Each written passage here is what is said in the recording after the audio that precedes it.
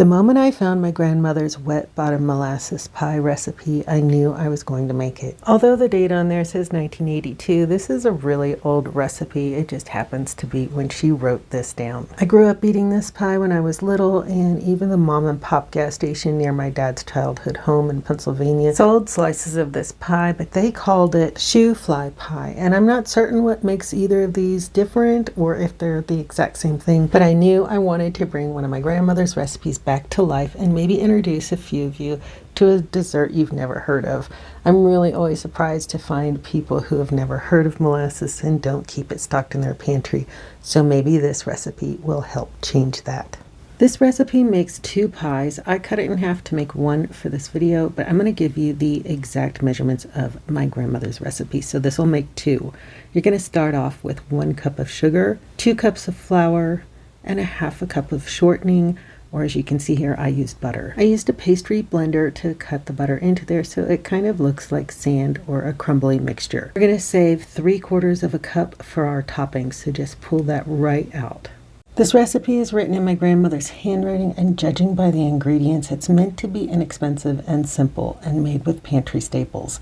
So hopefully, aside from the molasses, you have everything on hand. Now to the remaining crumble mixture, we're going to add 1 beaten egg. It's going to be a little bit dry, but just mix it well.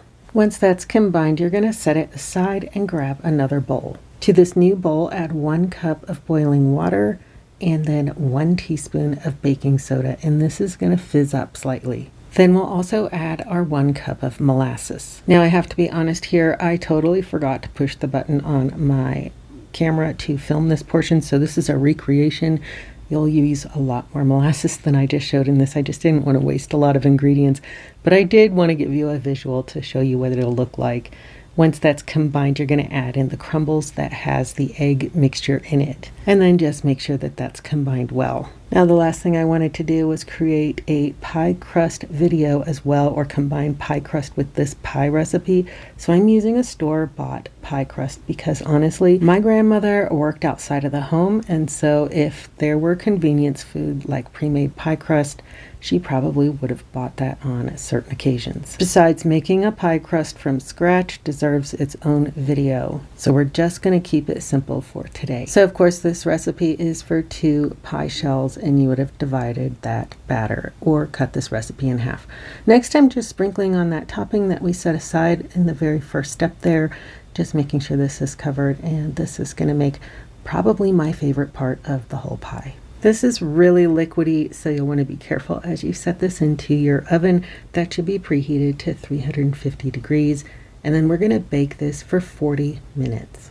One of my favorite parts of this project is realizing these aren't just recipes. They're like little pieces of family history. Smelling this pie bake brought out a lot of memories, and now as I pull it out of the oven, it reminds me of all of those trips that we took to Pennsylvania to spend time with our extended family, including my grandmother. I think one of the reasons I'm so passionate about recreating these old recipes is because they tell us something about the people who came before us. They remind us that food didn't have to be expensive and that families could make wonderful desserts with simple pantry ingredients. So if you have family recipes tucked away in a box somewhere, I'd encourage you to pull them out. You never know what memories or wonderful surprises you might find. And then let me know in the comments, do you have molasses in your pantry? And if so, when's the last time you used it?